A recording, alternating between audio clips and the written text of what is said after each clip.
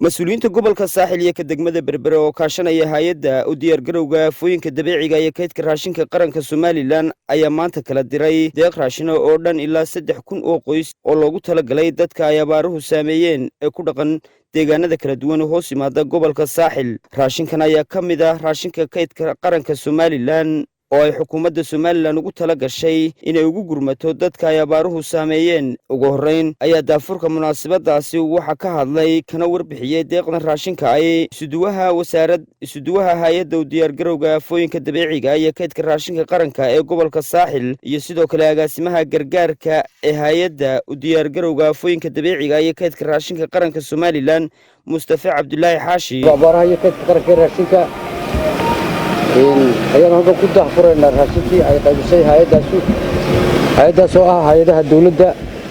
markaa waxay raashinku ka kooban yahay 3,000 oo qoys oo loo qaybiyey degmada Go'da Weyn iyo degmada Sheekh iyo adigu gobolka meelo ka mid ah oo ka wakiila anagoo hay-adda u diyaargarowga aafooyinka iyo kaydka raashinka qaranka. maanta waxaan joognaa gobolka saaxil, waxaan uga fadhinaa maayarkii magaalada berbera cidin iyo barasaabkii gobolka saaxil axmed inay noo daahfuraan raashinkii taakuleynta lagu talagalay dadkeenii tabaaleysnaa ee abaartu saameysay.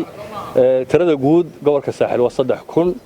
waan ku soo dhaweynayaa maayarka iyo gobolka degmada berbera cabdishakuur maxamuud xasan cidan iyo sidoo kale gudoomiyaha gobolka saaxil dr axmed maxamed xaashi oo iyaguna gabagabadii halkaasi hadal ka soo jeediyey ayaa sheegay inuu raashinkani ka mid yahay raashinka kaydka qaranka somalilan isla markaana ay ka faa'iidaysan doonaan dad aad u tiro badan oo danyari. waxaan aad ugu mahad celinayaa madaxweynaha qaranka jamhuuriyadda somalilan oo hay-addan xoojiyey oo sare u qaaday.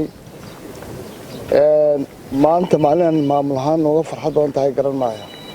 in badan ayaanu isdaba taagi jirnay boodh ay ku qoran yihiin dad aynaan garanayno dibadahaas oo muxsiniin soo direen, laakiin maanta waxaan farxad la soo koobi karin in cashuurtii muwaadiniinta laga qaaday loo keydiyey si ay maalinta u baahan yihiin wax loogu qabto. waa kaydkii qaranka ee loo keydiyey loo diyaariyey ayaa maanta halkan yaalla oo ka soo gaadhay gobolka saaxil. intaas oo qoys ayaa ka faa'iidaysan doontaa. waxaan doonayaa inaynu u mahad celinno oo u mahad celinaynaa madaxweynaha jamhuuriyadda somalilan, madaxweyne ku-xigeenka iyo dhammaan guddida heer qaran ee ka hortagga abaaraha oo maanta na soo gaadhsiisay 3,000 oo raashina oo aanu gobolka meelo ka mida u qaybin doono. sida ay noo sheegeen raashino badan oo kalena way dambeeyaan. insha allah waxaanu ku tali jirnaa inaannu dadka tabaalaysan ee abaaruhu waxyeeleeyeen inaannu wada gaadhsiino raashinka haddii la haydhaa intan iyo inta soo socotaba. raashinka maanta waxaa u xil saaran dad loo xil saaray oo gaara. dadka waxa weeyaan ayaa insha allahu qaadi doona, gaadhsiin doona. baabuurtiina way taagan yihiin, waxay taagan yihiin goobihii loogu talagalay ee dadku.